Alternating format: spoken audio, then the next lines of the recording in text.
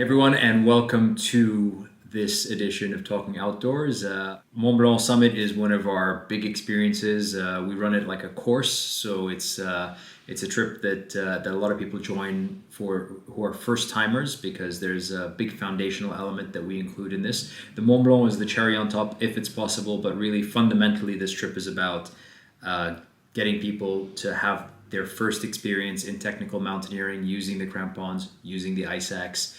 And learning what it's like to be in an alpine and high altitude environment. What are some of the questions maybe that we get quite often from people who are considering joining this experience?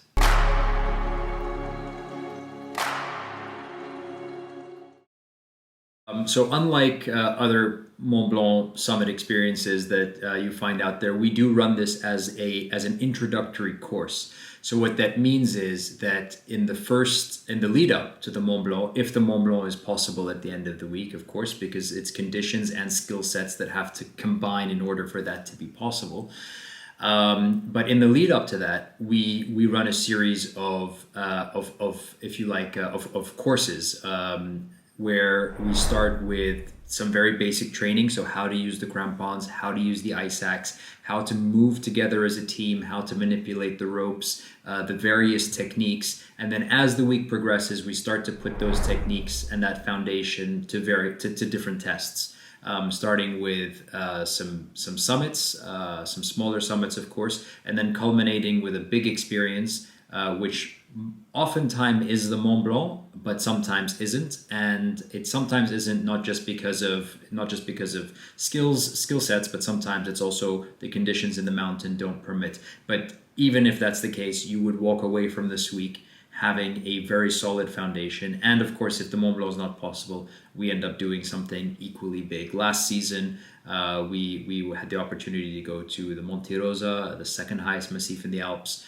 We have also had the opportunity to go to Gran Paradiso, go to the Bright Horn, go to Pollux. So there are plenty of opportunities in the Alps for climbing, but the main focus of the week at the very beginning is about setting those skills right, getting the right foot forward, and really setting that foundation for what's possible beyond the Mont Blanc.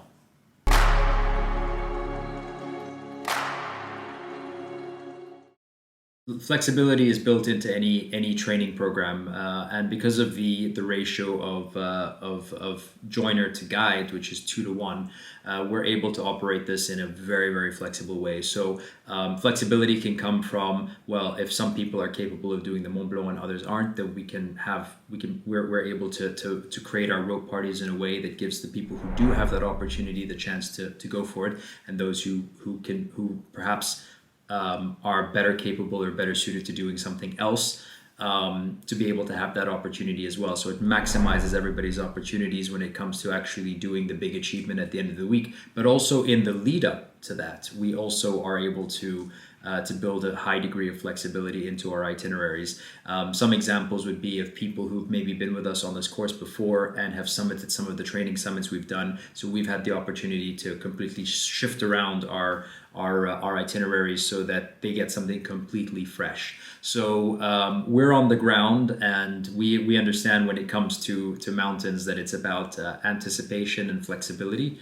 And so we have to anticipate the situation that we have, and then we have to be flexible around it. And we carry that into the way that we run these courses as well. So people who are moving up, in a faster manner, we're able to kind of cater for them.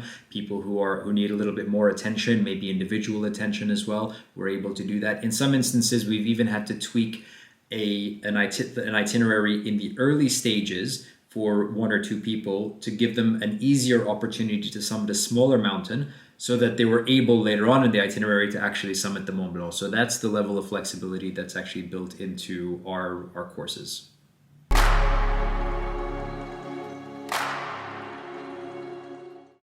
On the Mont Blanc summit trips, you don't need trekking boots.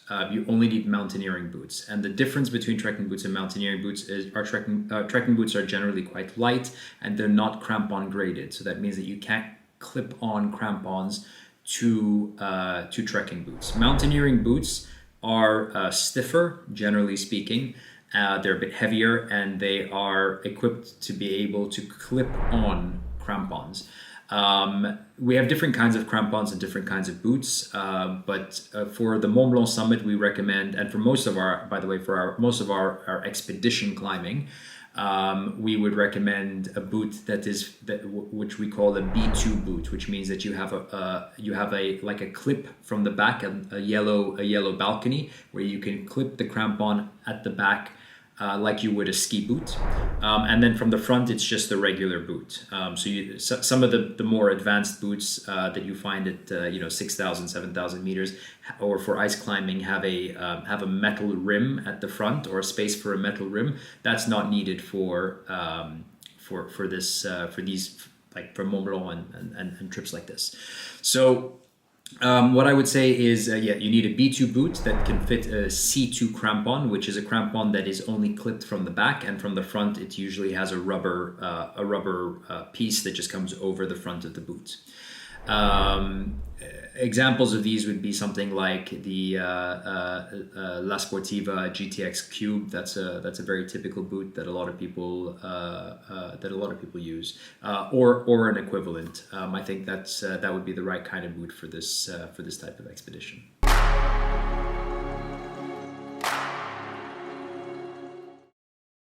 Right, so this is another really great question. When it comes to trying on boots, if you are actually buying boots, we would recommend that you that first of all your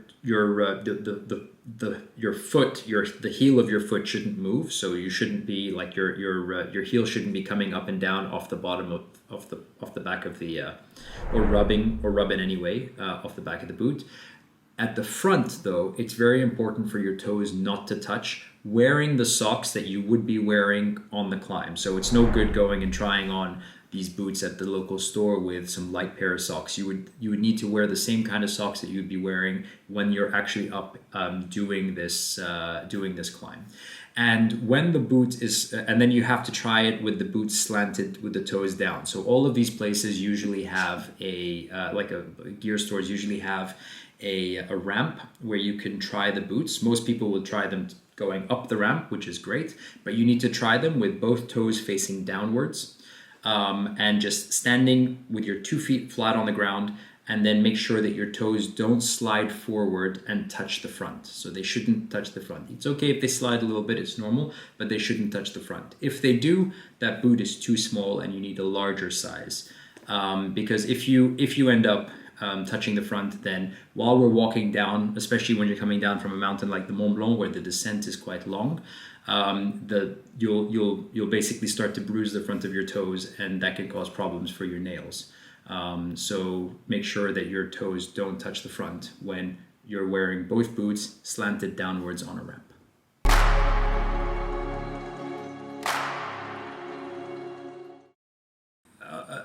Above 3,000 altitude is something that we need to think about, and it's important to understand a little bit about what altitude is before we kind of go into the nuances of what we may or may not feel on the Mont Blanc as compared to Kilimanjaro.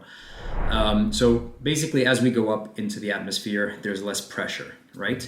And because there's less pressure, the air particles that we breathe are not squeezed together in the same way that they are at sea level. So when I go up to higher altitude, when I take a breath of air, my lungs feel satisfied in the same way that they would at sea level. But the density of the air particles that are being consumed at altitude are less. So what happens is that obviously at high altitude, when we say there's less oxygen, what we actually mean is that there is less pressure holding this density of air particles together, so that when I take a full breath of air, I'm consuming the same amount of oxygen. So my body realizes this and reacts to it by producing more red blood cells. The production of red blood cells plus my body's returning to its equilibrium in the process of producing these red blood cells is what we call acclimatization. So getting used to the high altitude environment. And so in order for us to be able to do this efficiently, we need to consume more calories because we burn calories to produce those red blood cells. We need to drink more water because we need to dilute these new red blood cells into our into our bloodstream. And of course, we need to get rest because we're obviously burning more calories than we would normally, and this is something that our body is aware of, and it feels fatigue. So in the Mont Blanc, or when we do the Mont Blanc, we reach 4,810 meters, which is very high up. It's actually quite high up. However, the difference between a trip to the Mont Blanc and a trip to, say, Kilimanjaro or Everest Base Camp is that the amount of time we spend in altitude is quite limited. In a lot of the times, it's kind of touch and go. So Chamonix itself sits at 1,000 meters, just below, so not very high up. When we get to our first summit, normally we touch around 3,800, 3,900 meters, which would be our main acclimatization objective before going for the Mont Blanc. So again, it's a touch and go. So we'll sleep at high altitude, we go up to the high point, we come back down, we recover in Chamonix. And then the same thing would happen when we go for the Mont Blanc. So we go to a higher altitude, we'll be sleeping there, then we push for the summit and come back down. So it's touch and go. We're not really spending that much time in altitude. That doesn't mean that acclimatization isn't important. It's super important, especially because on the Mont Blanc, unlike on Kilimanjaro, we don't have the opportunity to go that slow. When we have technical objectives, and there are objective alpine dangers around us, like crevasse and time limits and all of these things that we need to consider, then the pace is no longer completely up to us. The mountain sets the pace for us. And sometimes that might mean that we have to push a little bit faster. And so this is where acclimatization really comes in. And it's important to be properly acclimatized so that our bodies can perform at high altitude. Having said that, our itineraries are designed for people who are coming straight to us from sea level. So acclimatization and the process of acclimatization is built into the itinerary, whether it's through where we're trekking, where we're climbing, where we're sleeping, or where we've positioned our rest days. So I hope that answers the question.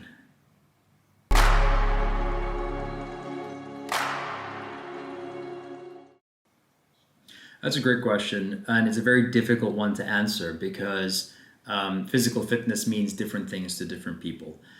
For mountaineering, and here we're talking away from trekking, and we're talking about technical mountaineering, of which the Mont Blanc summit would be categorized. Physical fitness is important because it'll enable you to actually be able to enjoy what it is that you're doing. And in some instances, it's important to be able to push hard when you are being told to, especially when there are some objective issues around us. And I would say that as a general rule, when you're putting on technical gear, you are taking a degree of responsibility for where you're going, and to have the physical fitness to be able to take on that responsibility is a part of it.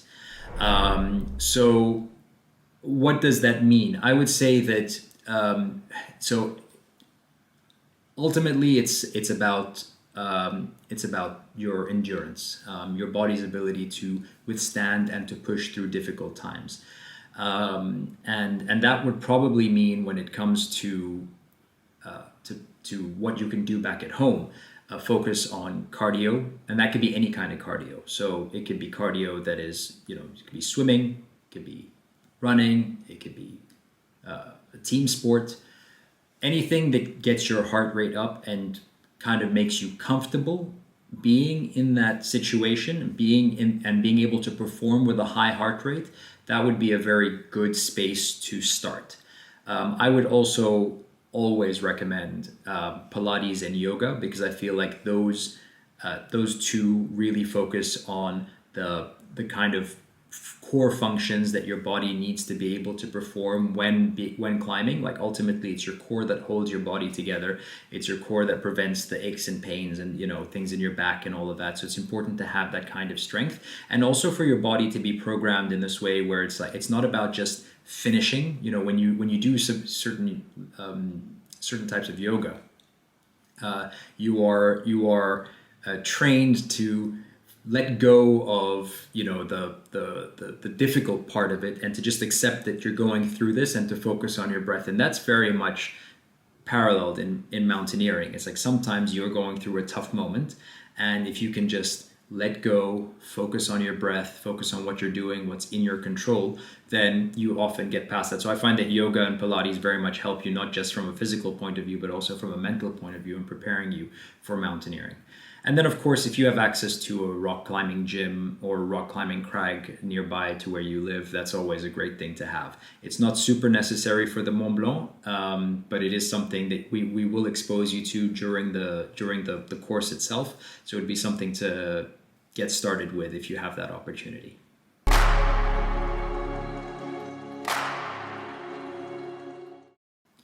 So I would say that some degree of outdoor experience is kind of necessary just to understand what it is that you're getting yourself into.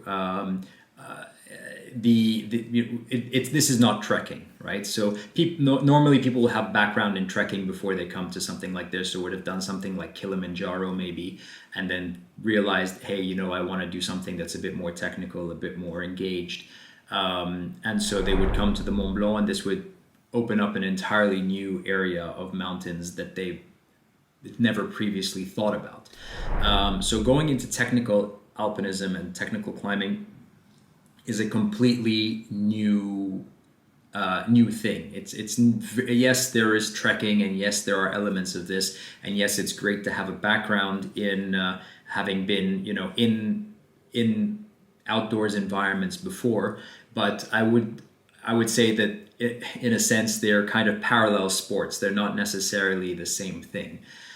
So we have had people join us for the Mont Blanc who'd never done anything like this before, and then they went on to become fantastic mountaineers. And then we've had people who've joined the Mont Blanc not believing that they were on a trek, and then they came and they saw, oh, okay, this isn't kind of what I signed up for, and they withdrew from the itinerary. So having some knowledge and some experience in trekking and just general outdoors would be a good thing. Of course, if you have experience in mountaineering before and the Mont Blanc as a target, then absolutely, that's a wonderful thing as well. But it's not strictly necessary, as we include and we assume that everybody's doing all of this for the first time. So we will be showing you, we'll be going all the way back to the basics, if you like, and starting with how to hold the crampons, how to hold the ice axe, how to put on the crampons, how to walk in a rope party. We go all the way back to the very, very, very basics. But then it's a very steep learning curve. So between day one, when you put on the crampons for the first time, and day 7, when you should be on the Mont Blanc, that's not a lot of time. So if you have a background, it's always a good thing, and it's always a plus.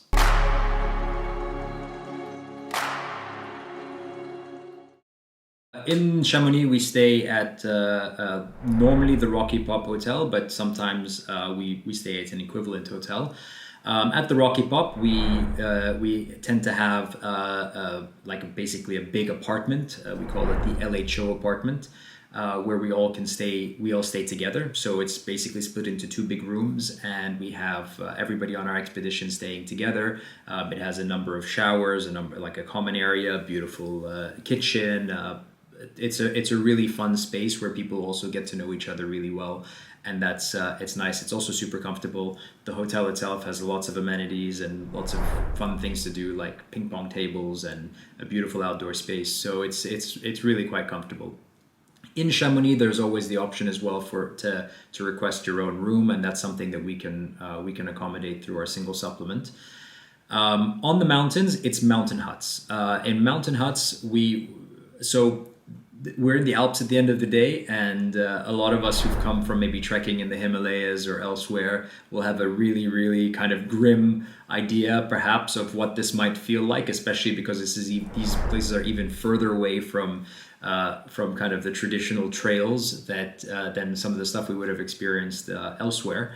But actually, they're very well equipped. So they're dorm-style rooms. We all have to sleep together, sometimes in the same room. Sometimes we're split. It depends entirely on what is available in the mountain huts.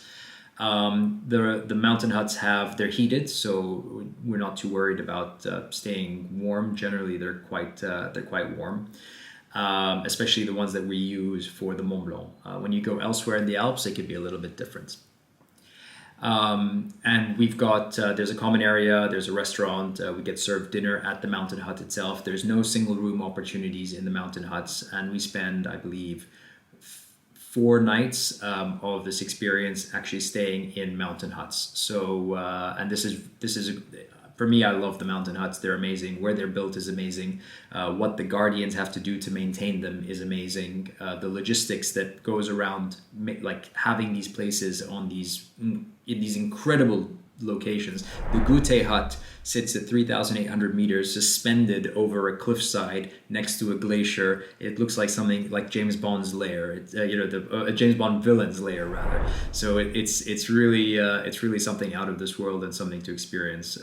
So definitely, if you're coming at it from is it the Hilton? No, it isn't. But is it like a really unique experience? Absolutely, it is.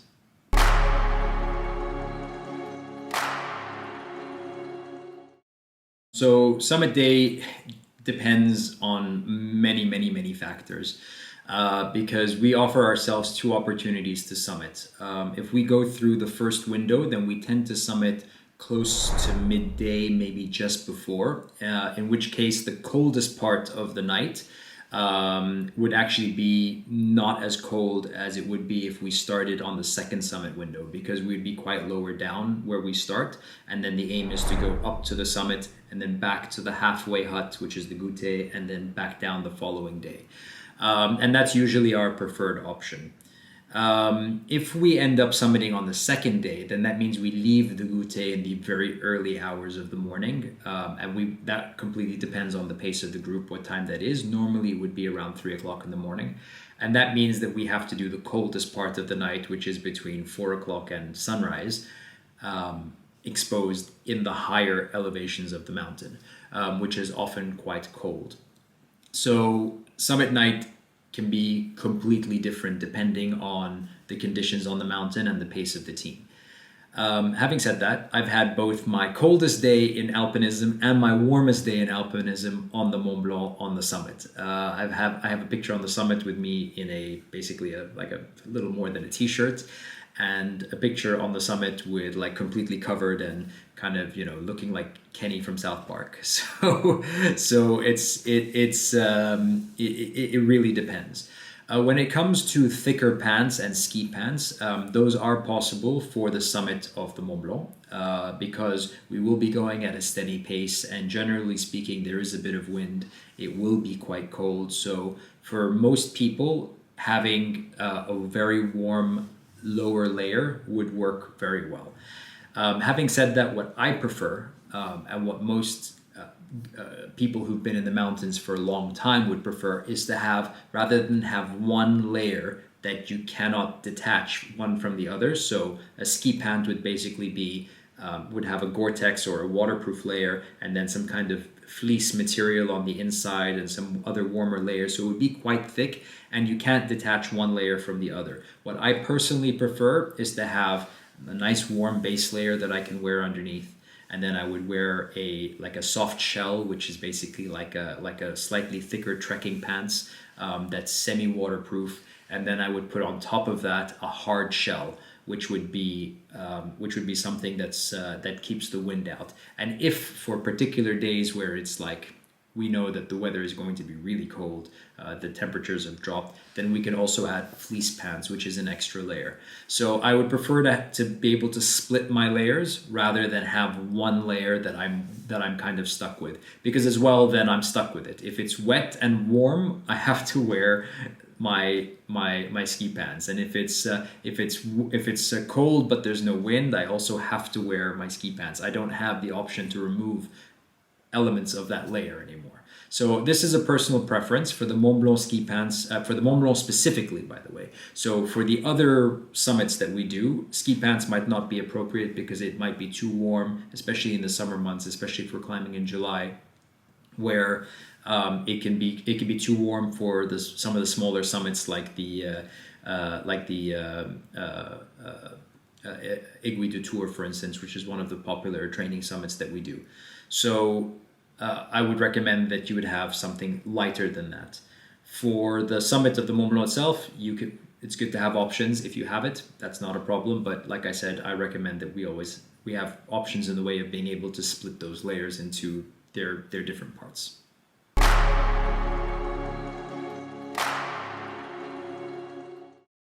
No summit is ever guaranteed under any circumstances, no matter what. So I don't want to put too fine a point on it, but that's the truth. All right, and anybody who says anything otherwise, I think, would be selling snake oil. There are too many factors involved to be able to guarantee anything that comes close to resembling saying, yes, we are going to reach the summit. Even when we're climbing, even when we've decided to go for it, even when the team is super strong, we've had to turn around meters before the summit because of a change in the situation on the mountain. Safety comes first, 100%. And then even before we get to that, safety versus summit, there are other things that we have to climb up to get to that point. We have to make sure first that the weather is there, and then we also need to ensure that our skill set throughout the week has developed such that it is safe for you to be able to climb the Mont Blanc, and that the guide feels safe climbing the Mont Blanc with you. That's very important. There are no fixed ropes in the Alps, so the guide's safety and your safety are one and the same. You're on the same rope. And of course, the guides are trained and they are vetted and they are the best guides out there. The IFMGA certified guides who guide internationally. They are the best of the best. But even the best of the best are human beings at the end of the day, and they need to feel that when or if the time comes where they need to ask you to do something, to move a little bit faster, to push a little bit harder, to concentrate on what you're doing, that you're capable of taking those instructions. And if they don't feel that that's possible, then the Mont Blanc is not possible. Maybe not, and that's not necessarily a bad thing. It might not be possible right now. It might be possible in the future. So turning around is also not such a terrible thing. On the contrary, a lot of the best alpinists who have graduated from our programs have had turned around, especially in their earlier days. So there's a big learning experience that comes with that. So there are no guarantees. Speaking to the situation most recently, the season in 2022, summer, where we had just heat wave after heat wave after heat wave, we had to divert. So unfortunately, we had two teams that were able to go to the Mont Blanc, and then after that, all the other teams who were capable of climbing the Mont Blanc had to divert to other things. And that's where we went to the Monte Rosa, we went to Gran Paradiso, we went to the Weissmiss, so the options in the Alps are infinite. And actually, from a technical perspective, the classic route of the Mont Blanc may be the least interesting of them all, although it has the title of being the highest. So there are many, many opportunities to summit many mountains and great mountains where your skill sets will jump leaps and bounds forward. And sometimes that might not be the Mont Blanc. And I think that's one of the reasons why as well it's important to focus on the fact that what you're joining is a week-long course where the Mont Blanc is the cherry on top, if that's at all possible for us. And if it isn't, we still have the week-long course, and there will be another great achievement at the end of the week that we'll all have to share together.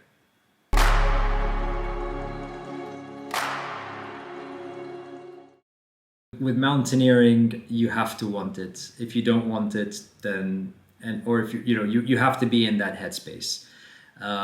It's a huge opportunity, a big new world up there in altitude. It's spectacular. It's fantastic. It's mesmerizing. It's spiritual. It's everything that and more that I could put to words. But having said that, it is something that you have to want to do. If you want to do it, then you will, first of all, understand what you need to do to get yourself ready to do it. You'll understand why you're putting yourself through it. And ultimately, you are ready to take on the responsibility, because it is a responsibility, of going up to the high altitude environment and participating in the world of mountaineering and of alpinism. It's a responsibility to yourself. It's a responsibility to your life and your family and your choices. So don't take that responsibility lightly. It's very important, and it's important to come to it with this mindset that you are there to be responsible, that you're not there to be a mountain tourist, but you're there to be a mountain climber. Those are two different things. And you're there to learn, to understand, and to feel really what it's like to be in this sort of space. It's something. It's indescribable. It's magic. It really is.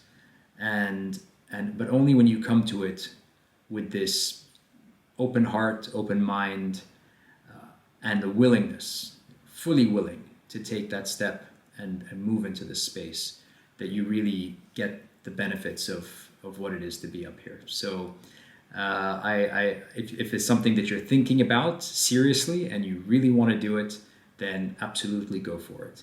If you're not sure or you're hesitant, speak to one of us. You can reach. There are so many buttons on this website that lead you to a conversation with one of us, including myself. And we would love to chat with you about it. And if it is for you, we'll help you get here. And if it isn't, then we will point you in another direction that'll make adventure and the opportunities that adventure has available to you, in a way that it meets your level.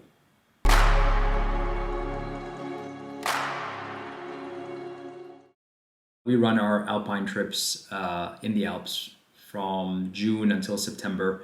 That's the summer mountaineering season, and there are many, many trips to join, whether it's climbing the Mont Blanc, doing the Chamonix to Zermatt haute route, or the Spaghetti Tour, or maybe joining one of our more advanced courses to places like the Matterhorn. The opportunities are endless. Just take that first step.